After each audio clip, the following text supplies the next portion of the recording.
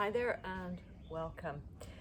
So if you're just new to this channel, my name's Nick Watson and I am in Goa on a 28-day Panchakarma wellness cleanse using the Ayurvedic techniques, and I've been charting this journey as I go along, and each day sharing a little bit about what it's like to really live life like a classic yogi.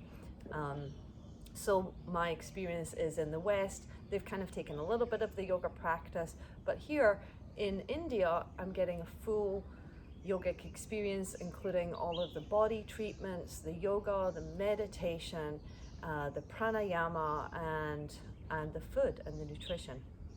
So today I wanted to share a little bit of the practice that I do every morning with the teacher here. And the style of yoga is hatha yoga, but the part of the practice that I want to take is also really good for your neck and your shoulders and your elbows and wrist joints.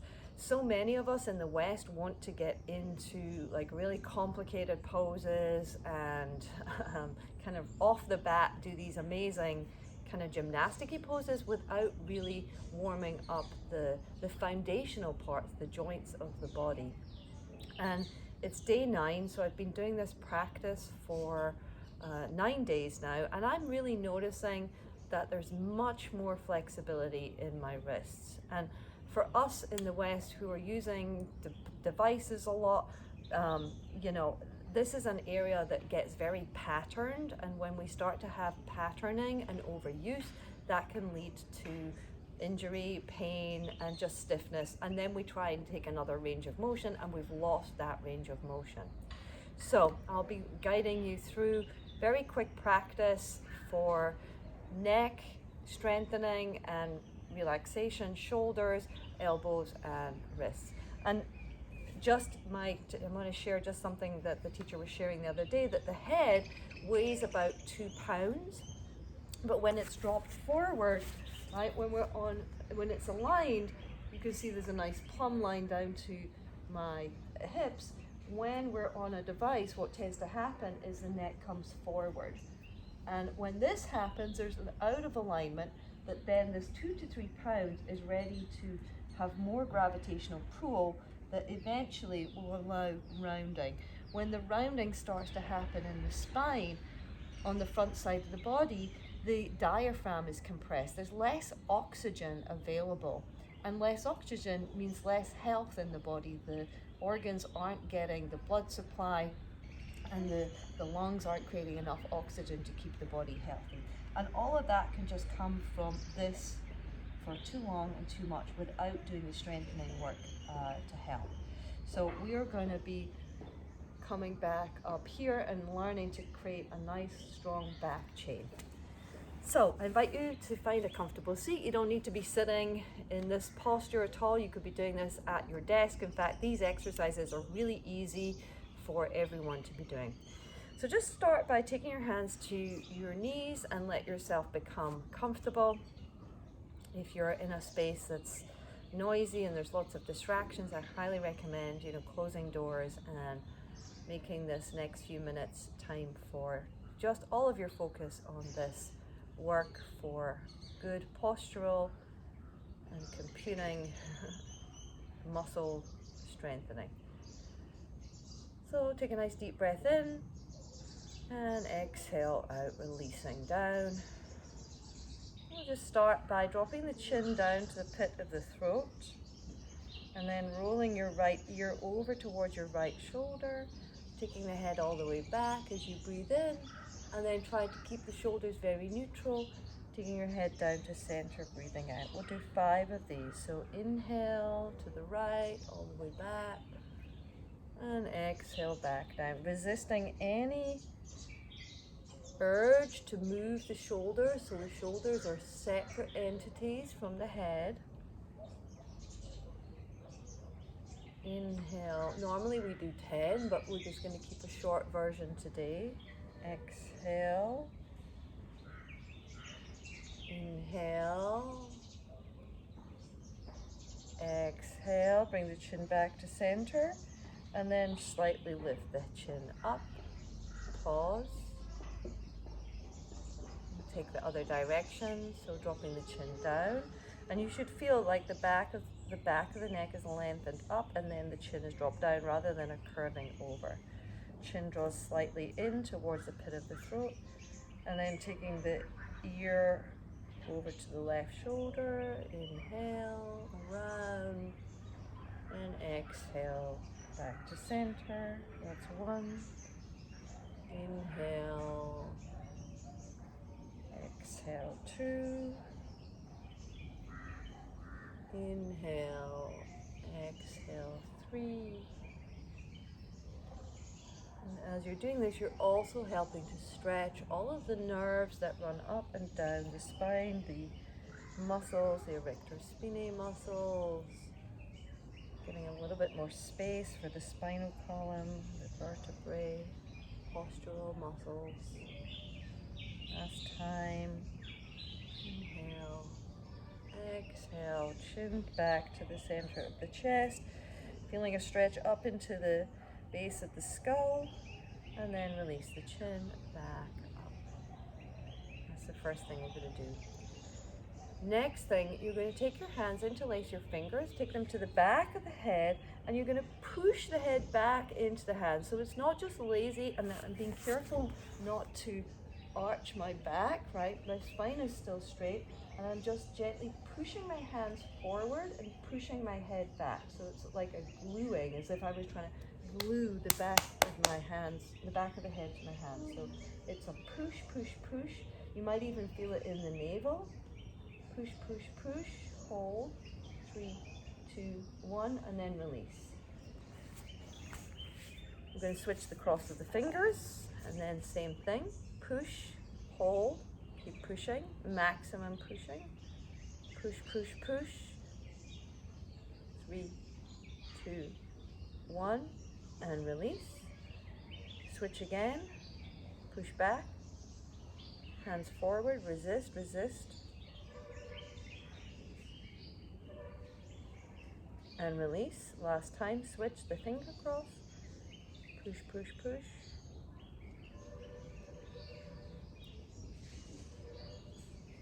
and then release. Just let the hands rest onto the knees.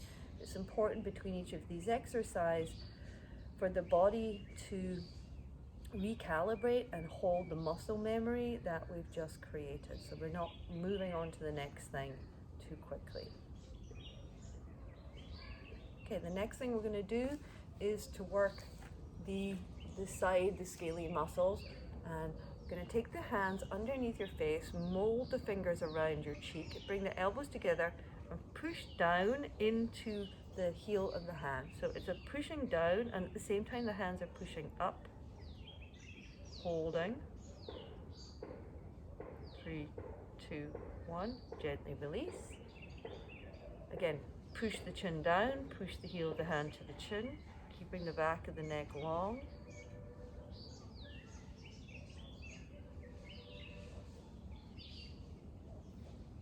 And release. Think of all these guy ropes around here that help to hold the head up, right? And we're just pushing down, contracting those very slightly. Push, push, push. And then release. Release the hands back to the knees. And already I feel a lot more length around here. The last thing we're going to do for the head neck, we're going to take the hands underneath. Now this is part of it's a similar thing to Bikram, but I want you to be a little bit more gentle with this. So you're just gently tilting the chin up with the hands, breathing in, and then the chin presses the back of the hands, breathing out. Use the back of the hands like a trampoline, push the chin up, breathing in, chin to the hands, breathing out. That's 2. We'll do 3 more, breathing in, and gently chin. It's almost like a little tug of war, right? So when you push up, the hands are the masters, and when you push down, chin is the master of it. And lead our hands up, chin back. then again, releasing the hands. If you like, you can close your eyes.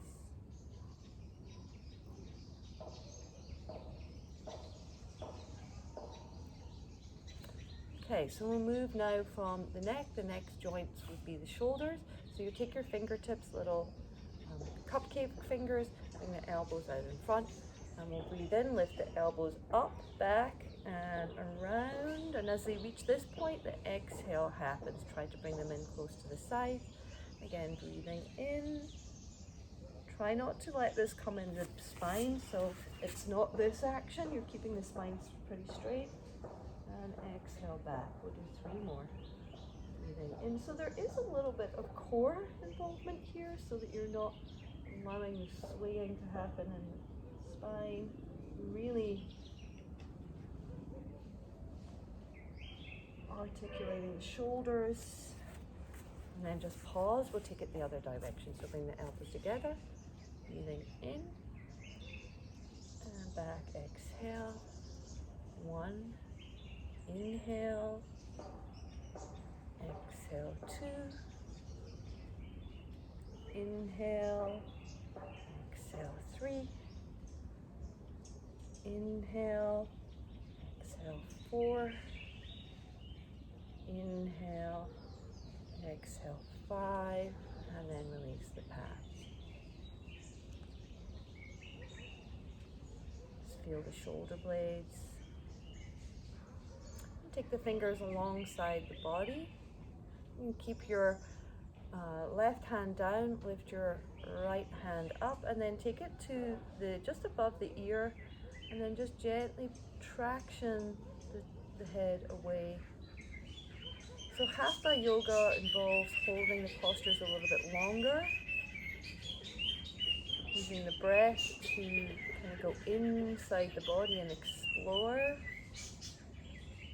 It's almost like plasticine, where you mold something and then you hold it. It's like, or clay, if you were making a clay pot, you would mold the clay pot and then you heat it. So when you hold the postures with the breath, it's like setting this new pattern in here. And then release, take the hand down, other side, hand over the ear gently. Remember, your body is where you live. Be kind to it. If there's any pain, move out of pain place.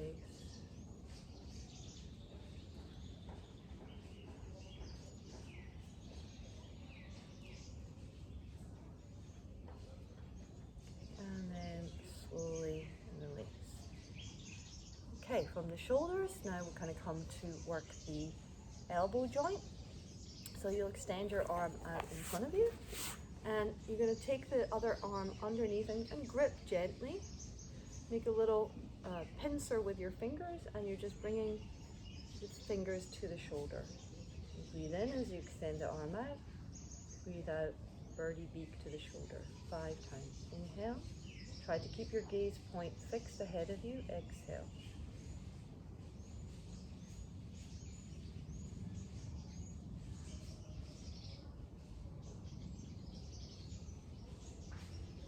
One more time.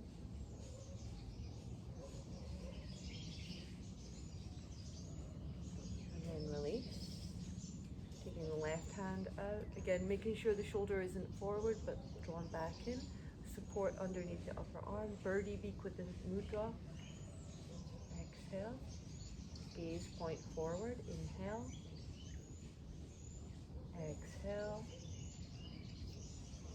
Moving slowly allows the joint and all of the receptors in the joint to make connection with the brain.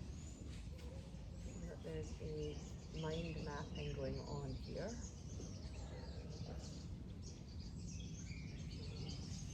Health. One more time. What healthy joint range is. And then release your hands down.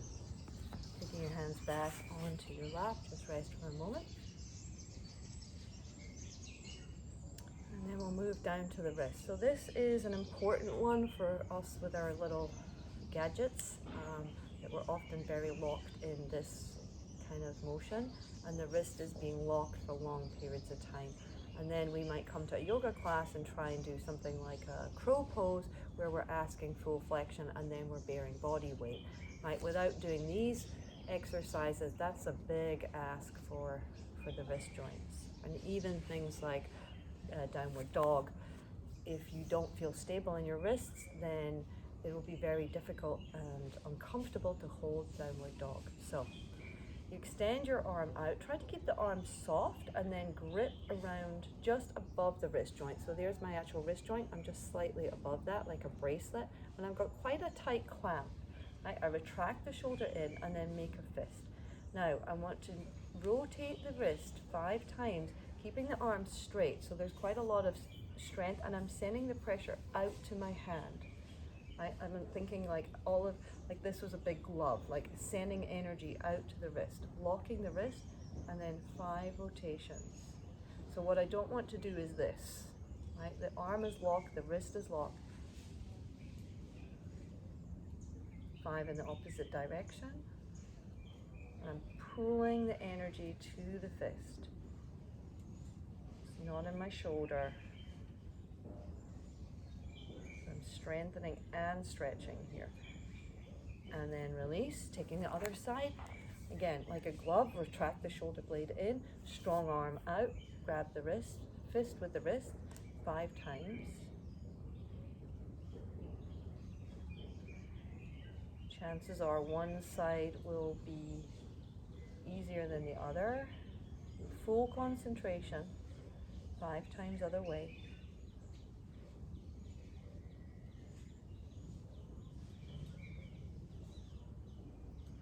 And then release the hands, just let that relax. Let your mind register everything that you've just done. And then we'll take your hands out in front, let the fingers drip down, and then inhale. Kind of a little bit of pulling the fingers apart, and exhale, release the fingers down. Inhale, exhale. We'll do 10 of these.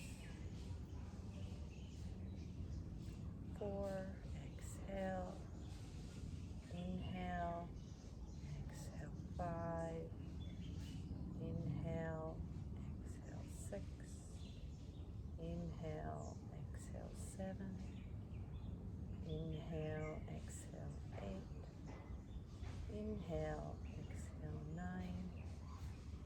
inhale, exhale, 10. This time just the right hand, use the left fingers, gently pull the fingers back and then release the hand. Pull the fingers back and release the hand. Pull the fingers back, hold, release the hand. Extend the left hand out, use the right hand, pull the fingers back. Notice how gentle I'm being, and release. So it's a force, but a gentle, consistent force, and release. Last time, pull back and hold. 3, 2, 1, and release. Just let the hands rest quietly onto your lap. Bring your thumb and first finger together, closing your eyes. Scan your head and your neck, your shoulders, your elbows, your wrists, and all 5 fingers. Relax the mudra, so release the fingertips. And just notice how it feels to have released the upper pathways of the body. So this is my offering from day 9 in Goa, and thank you all for following along. At some point between now and the end of the 28 days, I'll do the next part of what they call the complementary practices, which I like because it's like, yeah, it's free, like complimentary, but it's actually complementary to the full posture. So this we would do first, and then we would come into the hatha postures. But by that time, your body's nice and open, and there's a much deeper experience and a much more calm experience of the poses. So thanks for checking in. Namaste.